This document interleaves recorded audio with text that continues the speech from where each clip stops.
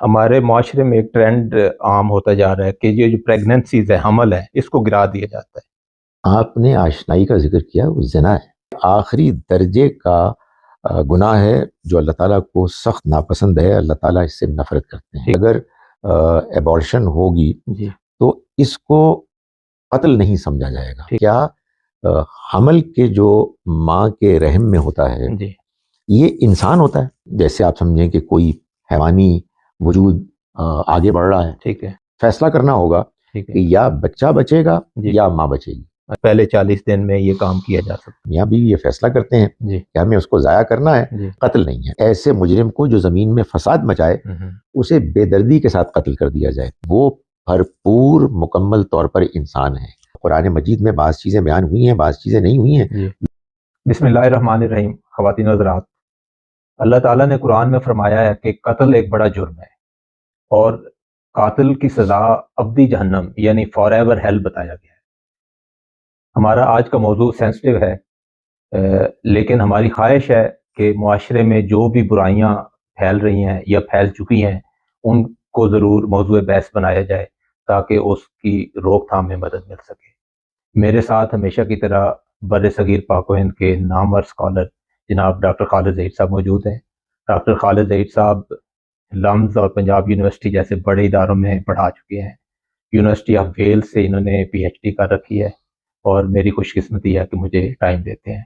میں سب سے پہلے ڈاکٹر صاحب کو خوش آمدید کہتا ہوں اور ان کا شکریہ ادا کرتا ہوں کہ انہوں نے آج میں ٹائم نکالا۔ تھینک یو ڈاکٹر صاحب۔ بہت شکریہ جی، آپ نے مجھے موقع فراہم کیا۔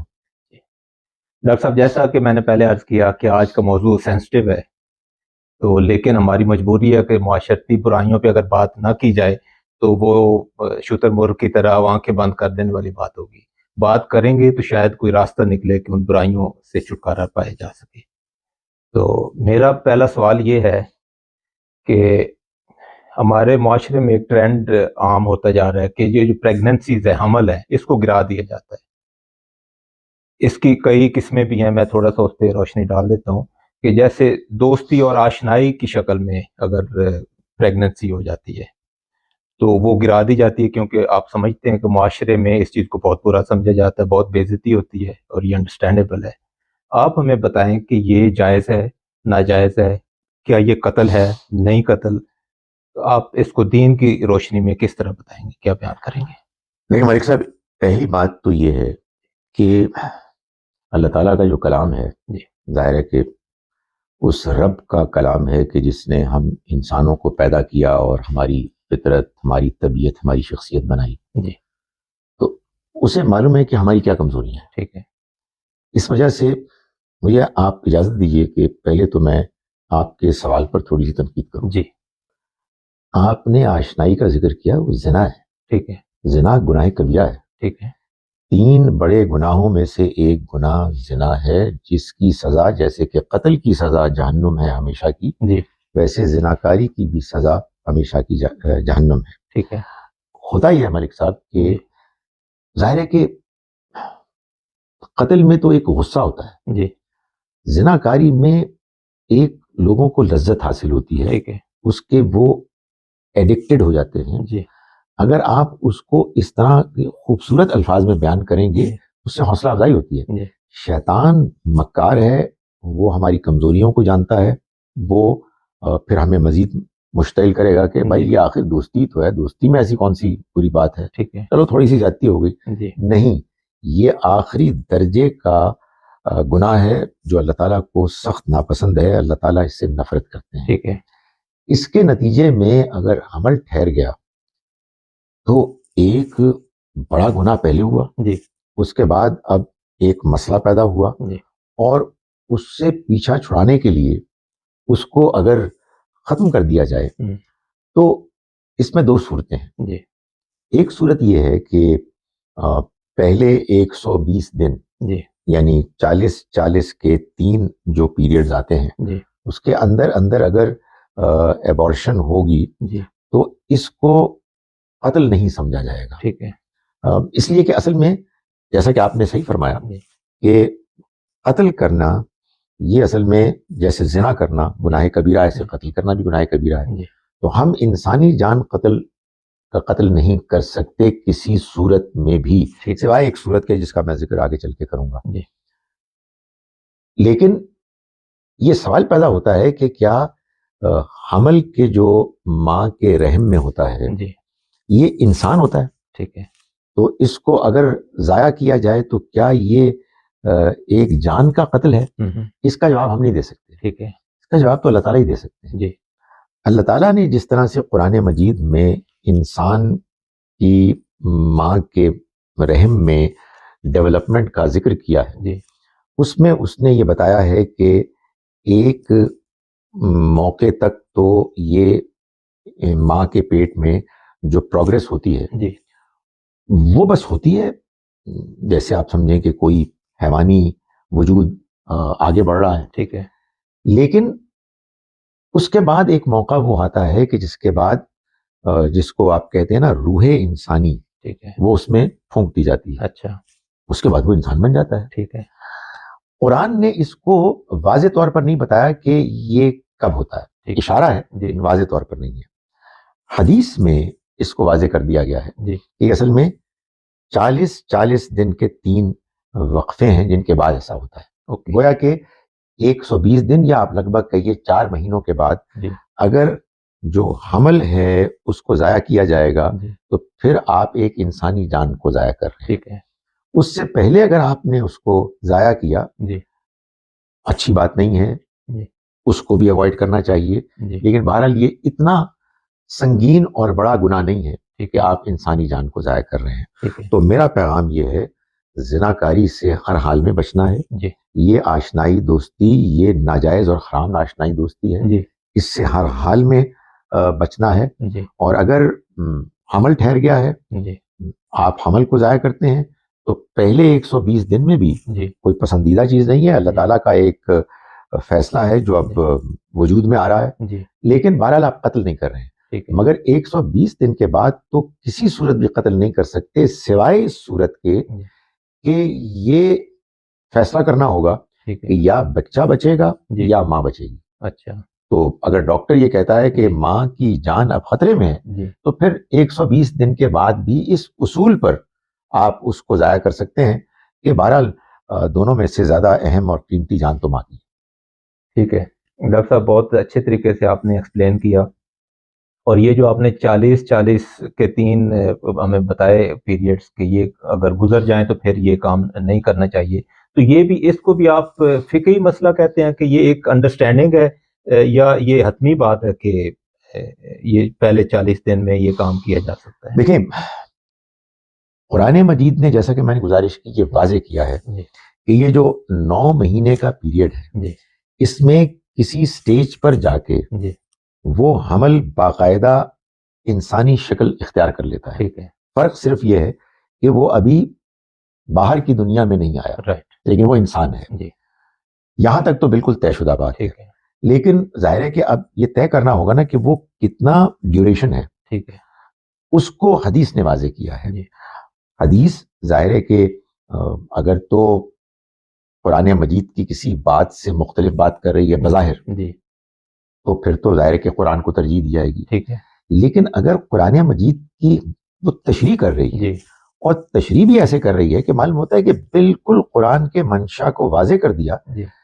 تو کوئی اختلاف تو پھر بھی کر سکتا ہے. ٹھیک ہے. لیکن ایسا لگتا ہے کہ واقعی وہ نبی صلی اللہ علیہ وسلم کی وضاحت ہے. کیونکہ میں حدیث کے بارے میں واضح کر دوں جی. کہ سارا مسئلہ یہی ہوتا ہے کہ ہمارا اطمینان ہو جائے جی. کہ حضور صلی اللہ علیہ وسلم نے کیا واقعی یہ بات فرمائی ہے، اور جو اس کا سیاق سباق ہے وہ بھی ہم کو سمجھ میں آ گیا ہے، تو پھر وہ بھی اللہ کا حکم ہے. ٹھیک ہے. وہ پیغمبر کی قرآن کی وضاحت ہے جی. کہ جس کے آگے ہم کو سرنڈر کرنا ہے. ٹھیک ہے. اس معاملے میں معلوم یہ ہوتا ہے کہ یہ حدیث واقعی قرآن کی وضاحت کر رہی ہے. ٹھیک ہے.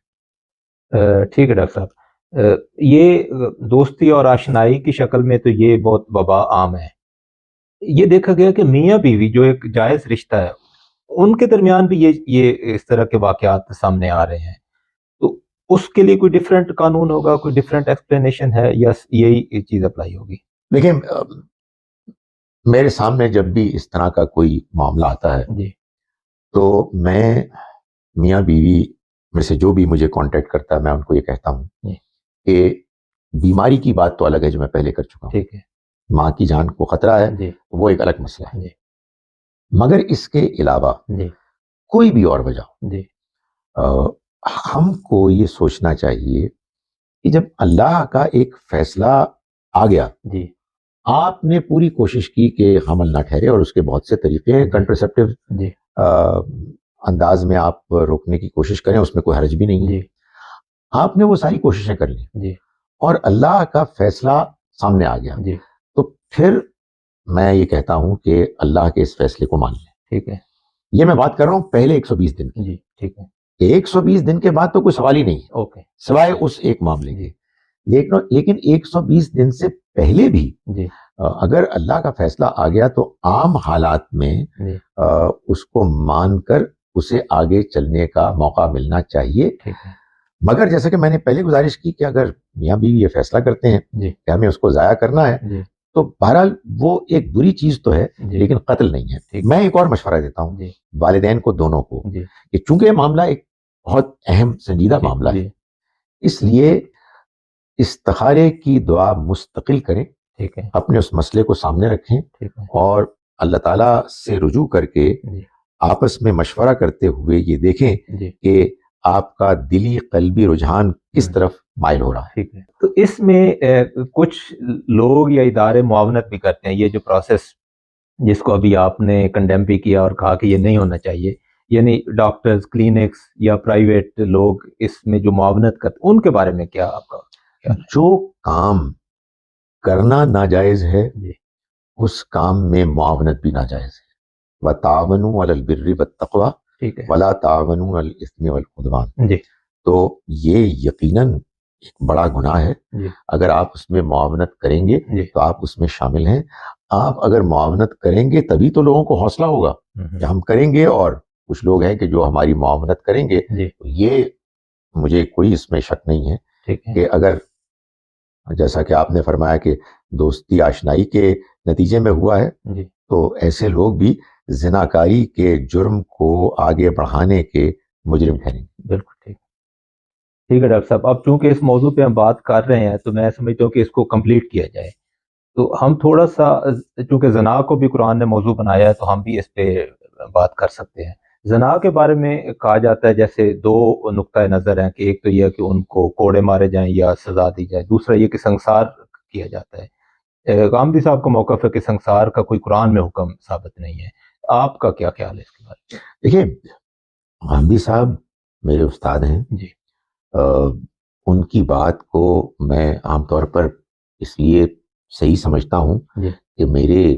بہت ہی محدود علم اور عقل میں ان کی بات مجھے دین کی بات لگتی ہے۔ ٹھیک ہے، میں نے یہ بات اس لیے کی جی کہ اگر غامدی صاحب کی کوئی بات مجھ کو دین کی بات کے مطابق نہیں لگے گی جی تو میں اس کو نہیں مانوں گا۔ ٹھیک ہے، ان کی یہ بات اور ان کے استاد، جو مجھے شرف حاصل ہوا کہ میرے بھی استاد ہیں امین حسن اصلاحی، مولانا امین حسن اصلاحی، جی ان کی بھی یہ رائے تھی کہ قرآن مجید نے سورہ نور میں زنا کی سزا 100 کوڑے بیان کی ہے، ٹھیک ہے، اور زنا ہوتا ہے، جی زانی ہوتا ہے، ٹھیک ہے، اس میں شادی شدہ اور غیر شادی شدہ ہونے کا کوئی فرق نہیں ہے۔ ٹھیک ہے، آپ مزید پوچھیں گے جی تو میں آپ کو یہ بتا دوں گا کہ قرآن مجید میں اس بات کو مزید واضح کرنے کے لیے جی کہ یہ 100 کوڑے دونوں کے لیے سزا ہے، بہت واضح اشارات موجود ٹھیک ہیں۔ ہے، دوسری بات یہ ہے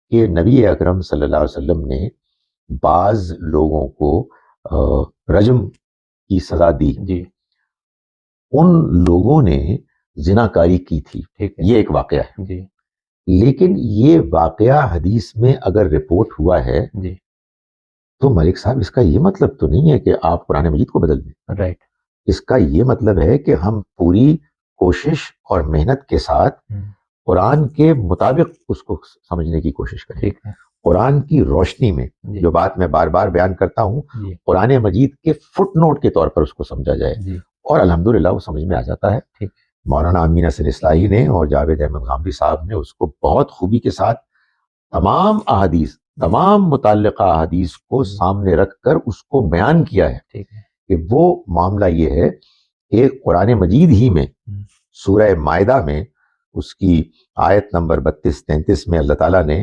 یہ قانون بیان کیا ہے کہ جو زمین میں فساد مچانے کے مرتکب مجرم ہوں گے ان کی 4 سزائیں بیان کی ہیں.